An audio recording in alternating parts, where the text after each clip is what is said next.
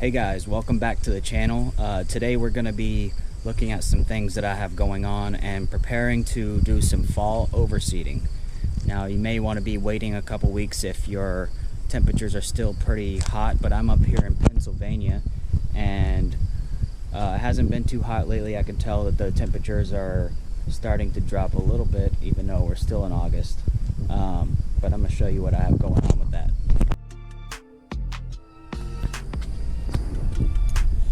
I actually finally got me one of the lawn striping systems for my mower. I didn't get that recorded, but it's pretty simple to put together. You just has three little faces here. Two clamp on to the actual push handle of the mower, and then the other one holds this section on. You actually fill this up with sand, which I'll show you what I use for that. Now I just grabbed some of this patio paver sand. It was a little wet, so that part of it is actually kind of a pain to get in there, but I ended up just making it work with a oil funnel. Now I went to my local Home Depot and picked up some of this grass seed here. This is Pennington, Pennsylvania state mix. Whatever state you live in, your Home Depot or other big box store will actually have a mix that's made specifically for your state. These aren't the absolute best grass seeds to use, but it's definitely a good grass seed. This one, if you look on any bag of grass seed, it'll always have this mixture. It'll tell you exactly what it has in it. This is what mine has. Has perennial ryegrass, some Kentucky bluegrass, and some other fescues and stuff just to fill in if you're applying it to a shaded area. Those will do well there.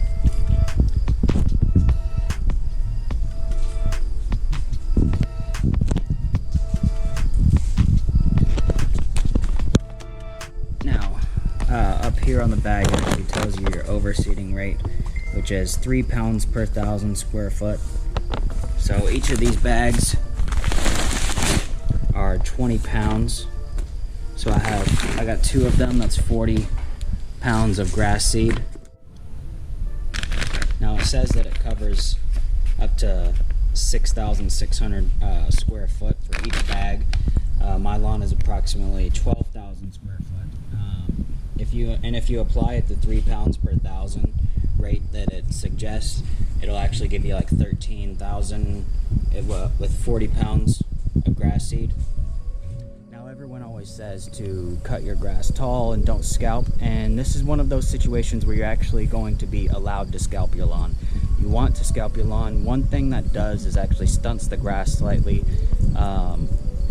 from doing that damage to it of scalping, and that will help give your new grass seed that you're planting a head start on growing, so it's not being outcompeted by the old grass seed.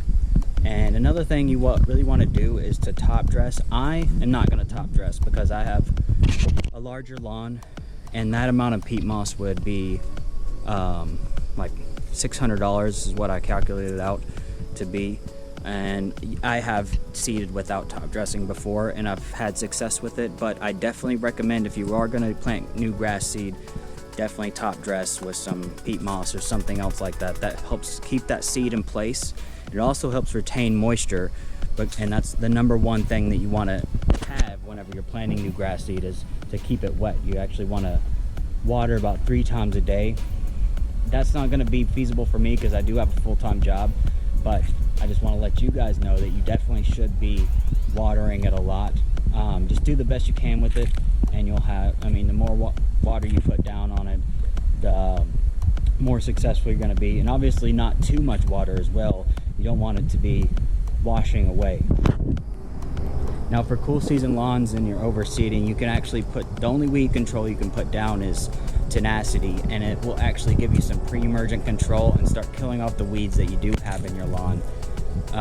Tenacity does have about a month active lifespan in the soil, and it'll give you about that much protection. What you want during the fall time those new fall weeds are going to start coming up, and you don't want it to outcompete your new grass seed.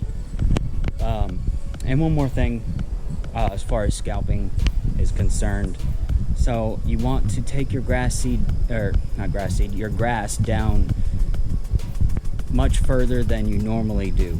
So if I normally do 3 1/4 inches whenever I mow, so I'm gonna take it down to about 2 inches to 1.5 inches maybe, and that will give me that scalp that I need to get the grass seed down with seed to soil contact, and to stunt it enough to where the new grass seed can start growing before it's outcompeted.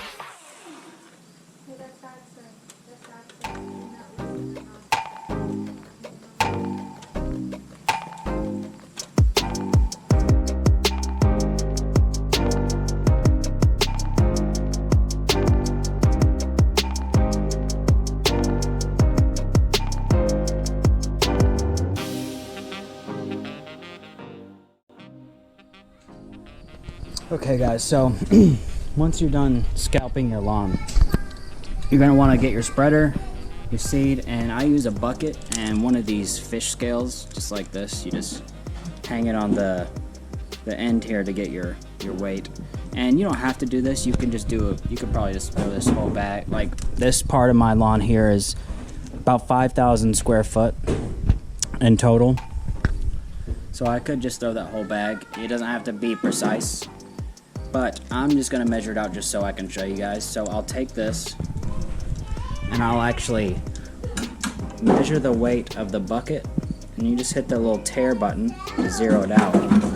So now whatever you put in that bucket, you know it's gonna be the weight that this shows. It's not gonna add that bucket's weight onto it. So I'll just fill this bucket up until I know. So this is 3 pounds per 1,000 square foot.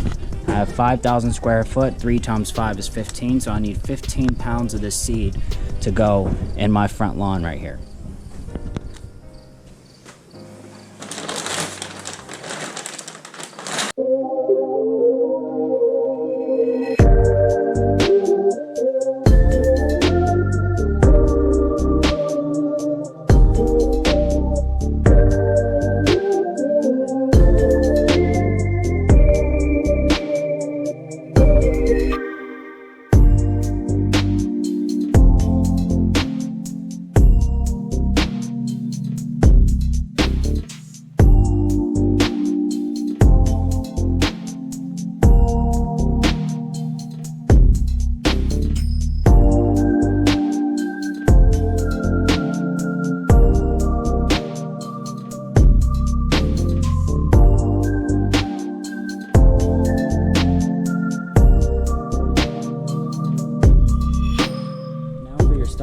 Whenever you put this down, I always go by from the NPK numbers, I always go by the N, and I've always heard you throw down 3/4 pound of nitrogen per 1,000 square foot, so 23% of everything in this bag is nitrogen.